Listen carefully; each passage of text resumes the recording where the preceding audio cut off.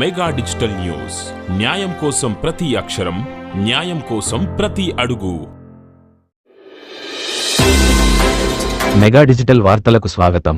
ప్రభుత్వ గురుకుల పాఠశాలలను మరియు హాస్టళ్లను సందర్శించిన బీఆర్ఎస్వి రాష్ట్ర బృందం Suryapet municipal chairperson Shrimati Perumalla Annapurna Srinivas, BRS పార్టీ వర్కింగ్ ప్రెసిడెంట్ కల్వకుంట్ల తారక రామారావు ఆదేశాల మేరకు బీఆర్ఎస్వి రాష్ట్ర పిలుపుతో సూర్యాపేటలోని పలు ప్రభుత్వ గురుకుల పాఠశాలను సందర్శించిన సూర్యాపేట మున్సిపల్ చైర్పర్సన్ శ్రీమతి పెరుమాళ్ల అన్నపూర్ణ శ్రీనివాస్తో పాటు బీఆర్ఎస్వి రాష్ట్ర బృందం ఈ సందర్భంగా మున్సిపల్ చైర్పర్సన్ మాట్లాడుతూ తెలంగాణ రాష్ట్రంలో ప్రభుత్వ గురుకులాల విద్యార్థులు తీవ్ర ఇబ్బందులు ఎదుర్కొంటున్నారు అని అన్నారు.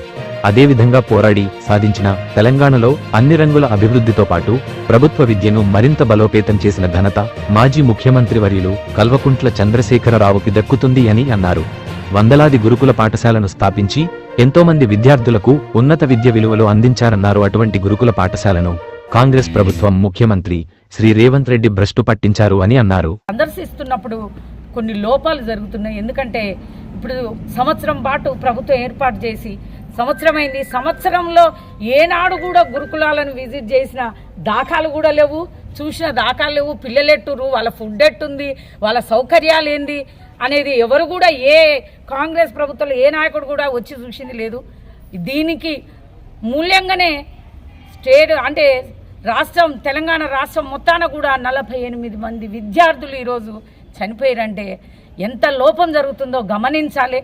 కాబట్టి ఈరోజు టీఆర్ఎస్ పార్టీ విద్యార్థి విభాగం నుంచి స్టూడెంట్స్ కూడా విద్యార్థులందరూ కూడా సూర్యాపేట జిల్లాకు రావడం మరియు మాజీ మంత్రివర్యులు తెలంగాణ డిజిటల్ న్యూస్ టీం న్యాయం కోసం ప్రతి అక్షరం, న్యాయం కోసం ప్రతి అడుగు. కేసీఆర్ గారికి